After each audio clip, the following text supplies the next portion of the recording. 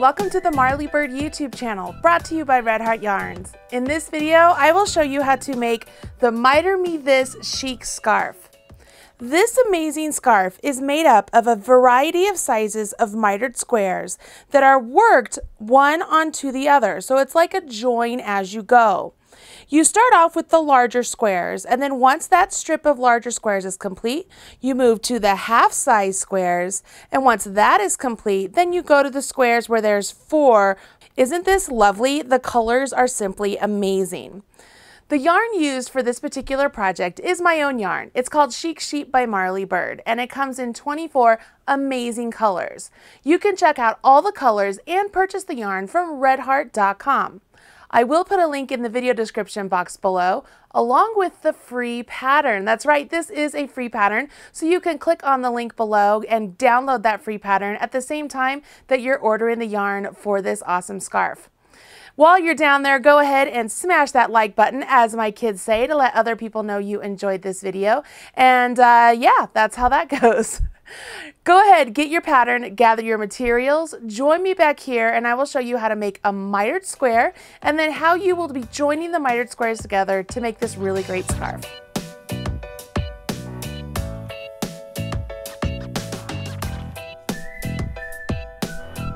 This scarf was one of the first pieces that I had made in the first collection of patterns for Chic Sheep by Marley Bird.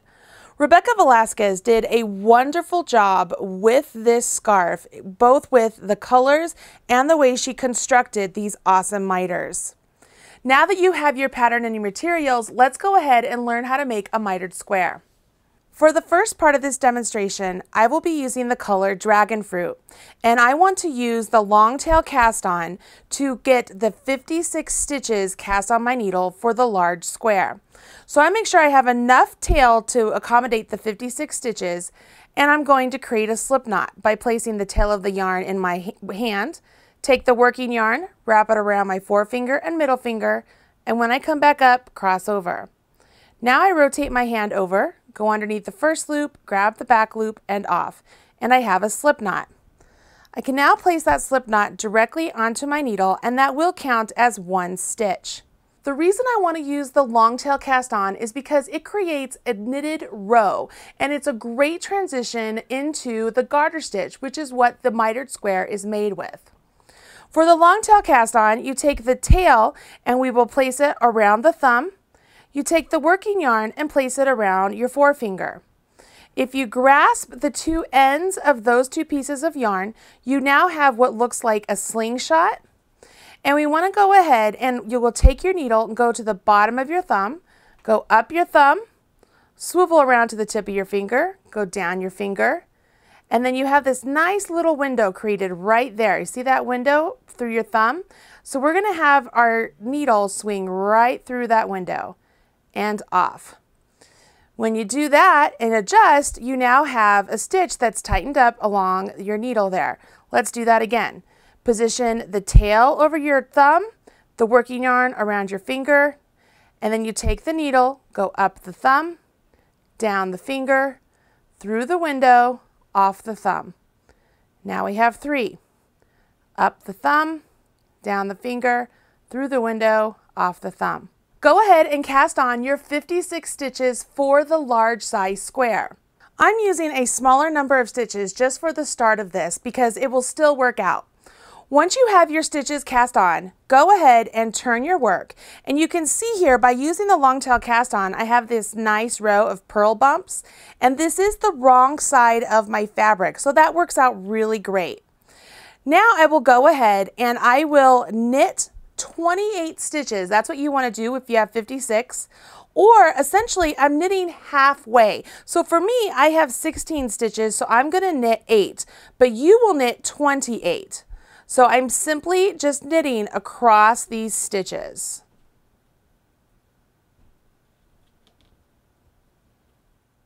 Once you've knit your 28 stitches, go ahead and grab a stitch marker and place that directly onto your needle. I did make these stitch markers, and I have a video for how to make those right here on the Marley Bird YouTube channel if you're interested. Once you've placed the marker there, go ahead and finish off the row knitting all the stitches. At the end of the row, go ahead and turn your work. Take your marker and make sure that it's facing the side as you're looking at it, okay? And now we're looking at the right side of our fabric. So we want to go ahead and we want to grab a removable stitch marker and place it on this side of the fabric, just so that you know this is the right side. Now we will go ahead and move on to row 2. And row 2 wants us to knit all the way down till we get to 2 stitches before our marker. So we simply knit all of these stitches until we get to 2 stitches before our marker. And this would be the center marker, not the one that I just added, okay? So I'm going to get to 2 stitches before my marker, and here I am. So now I want to do a knit 2 together. So I will take my needle, put it into the second stitch, and then come back through the first stitch and knit those 2 stitches together. See how I'm doing a decrease? Slip my marker, and now I want to do a slip, slip, knit. So I slip this stitch as if to knit, slip this stitch as if to knit, take my left hand needle, put it into the front leg of those 2 stitches, and then knit them together. Now I just finish off knitting to the end of the row. Once you're done with this row, you have completed a right side row. And this right side row is what you will work throughout the entire pattern. You will decrease 2 stitches at the center until you get down to just 2 stitches. There's some more instructions in between there, but that's essentially what you will be doing.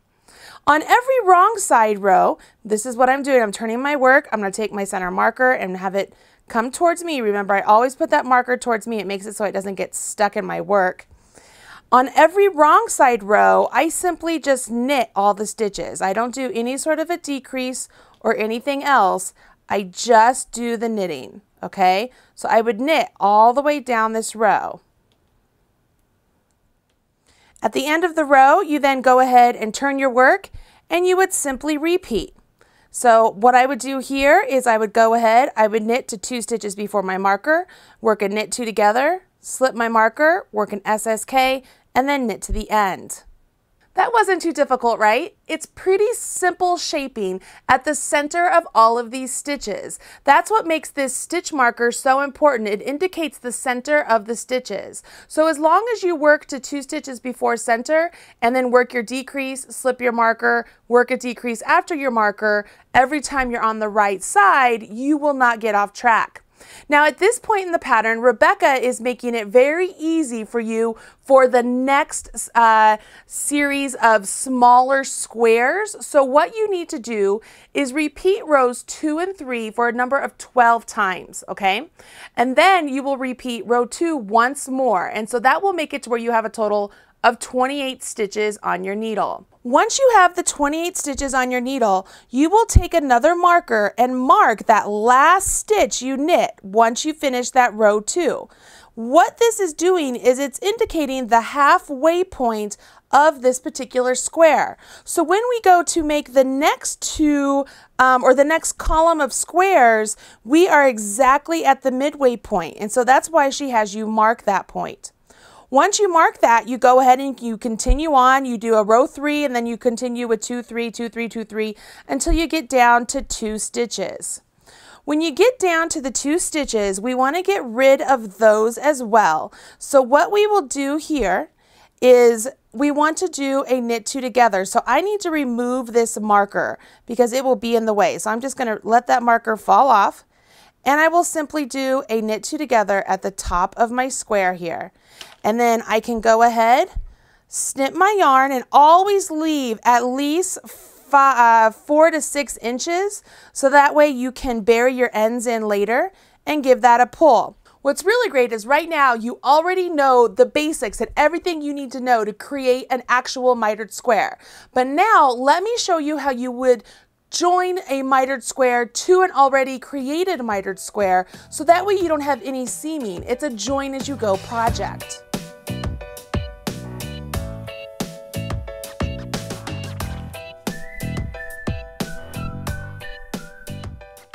to join a new square to an already established square, you want to go ahead and cast on half the number of stitches that we used for this square.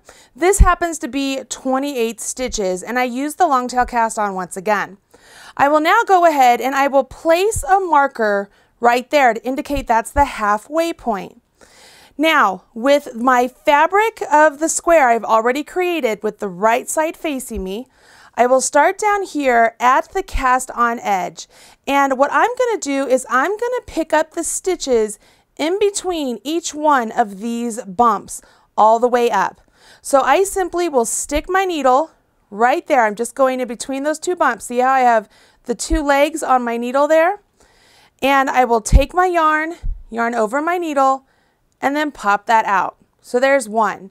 Go to the next one, yarn over, pop it out. There's two. And if I do this for every single row up the square, I will get a total of 28. I will get a total of 28 stitches. So go ahead and pick up, this is called pick up and knitting, all the way up this edge of your square. As you get to the very top, don't forget to get that very last stitch all the way up there at the top. I know some of you might be wondering why it is that I am now on a circular needle and not a straight needle like when I started. I transitioned to a circular needle so that way you can see the benefits of working these stitches on an actual circular needle versus a straight needle. Because as you're doing the shaping and it's creating this really great line right down the center, the stitches that are resting on the cord will be able to maneuver around and you will be able to see the shaping happen a little bit better on the square. So as you take a look down here, even right now, I can hold my cord like so, and I have my stitches right here and then the stitches here. All I would do now is just pick up my work and I would continue on following the pattern and doing all the shaping just like before. When I'm on my right side row, I'd go to 2 stitches before my marker, work a knit 2 together, slip my marker, then work an SSK. And it would create a mitered square just like this one, and it's stacked. Now that you know how to do a mitered square, how to pick up stitches along the edge of the mitered square, what about all the remaining squares that you need to make? Well, what's really great is once this entire column of large squares is complete, you then would move over here to this column where you need to do the half squares. And to do that, you will simply find the point that you placed your marker. This is the halfway point. And starting at that point, you will pick up and knit stitches along this point. So from the marker to the cast on edge. Then you will cast on stitches and you will work back and forth along those stitches to create another mitered.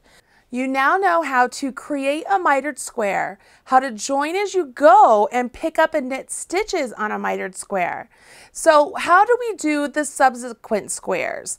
Let's learn how to do the medium-sized squares next. First, let's play make-believe that all of my large squares are completed, okay? You want to make sure that you don't move on to this step until all of the large squares are complete. Once they're complete, you'll notice that each one has a marker on that midway point on each one, okay? So what we are going to do is you would rotate all of your squares, and starting at that midway point, so at the marker working towards the cast on edge or towards where the join is, depending on where you're starting, you are going to go ahead, put your needle in, and again, pick up 2 loops just like you did before. Take your working yarn, wrap it around your needle, and pull up a loop. Now you carry on making sure that you're only using the working yarn and going row for row just like before. Remember, row for row, and you would pick up 14 stitches. Once you get 14 stitches picked up, you would go ahead, take your marker, and stick it onto your needle. Now we need to cast on 14 stitches, but Marley, I don't have another stitch here that I can use for the Longtail cast on. That's okay, we could still do a cast on. I'm going to show you 2 different ways that we can cast on stitches. The first one is called a backwards E. You simply grab your yarn, wrap your thumb around the yarn just as if you were doing a Longtail cast on, and then take your needle and go up the thumb stitch and off. Let's do that again. You wrap your yarn around your thumb, go up the thumb and off. You can see this is placing stitches directly onto my needle. The thing here though is that these stitches are not as nice and secure as when we did these cast on stitches. Remember we did the Longtail cast on here, and that's actually my preferred method. So I know this isn't written in the pattern, but this is what I do whenever I come across a pattern like this. I'm going to show you what I do, okay? It's really, it's not too crazy, and I just want to show you how to do this. So let me go ahead and take off those stitches I just cast on. And because I need this to be a Longtail cast on and I need 2 strands of yarn, I would just cut this. That's right, I said cut it. Now, once you cut it, we're going to remove that marker real quick. I'm going to undo this last stitch, all right? So bear with me here. I'm going to take my yarn and I am going to make myself a nice tail and a slip knot, just like if I were doing a Longtail cast on. And what I'm going to do now is I will go back into that stitch that I just took out. Only this time, I'm going to pull through that slip knot that I made. And then I tighten it up a little bit. And now I will place my marker and I continue on with the yarn that I have the slip knot on, right? Just with my Longtail cast on. Now I know this gives me an extra end to weave in, but honestly it doesn't matter to me. I'd rather have that really nice Longtail cast on edge for me. And so this is often what I would do when I come across a pattern that I have to add like this. Now there's also ways that you could use a cable cast on, a knitted cast on, all sorts of things. But that's what I like to do because now my cast on edge looks just like this cast on edge. And given that that's the bottom of the scarf, I think it looks really nice and clean. So there's a little tip and a trick for you. You can just go ahead and do that backwards E-cast on if you want. But if you don't mind having another end to weave in later or to bury in later, do this little trick and you'll have a nice clean finished edge. Once you complete that full row of medium stitches, the medium mitered squares, then you move on and you do really tiny small mitered squares. And they're done just the same way as the large ones. So quite literally, you know everything you need to know to create this really great scarf.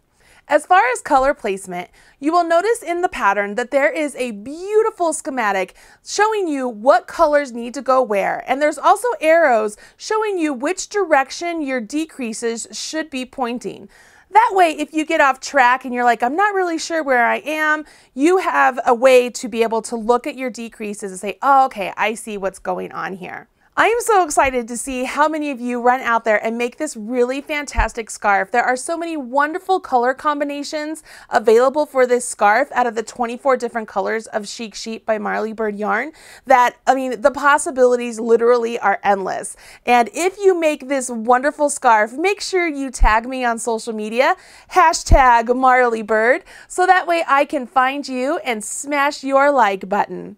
I hope you enjoyed this video and you've learned how to make a very simple mitered square, and you will make this very fantastic Miter Me This chic scarf by my best friend Rebecca Velasquez. I'm Marly Bird, proud spokesperson for Red Heart Yarns, and I will catch you again later. Bye.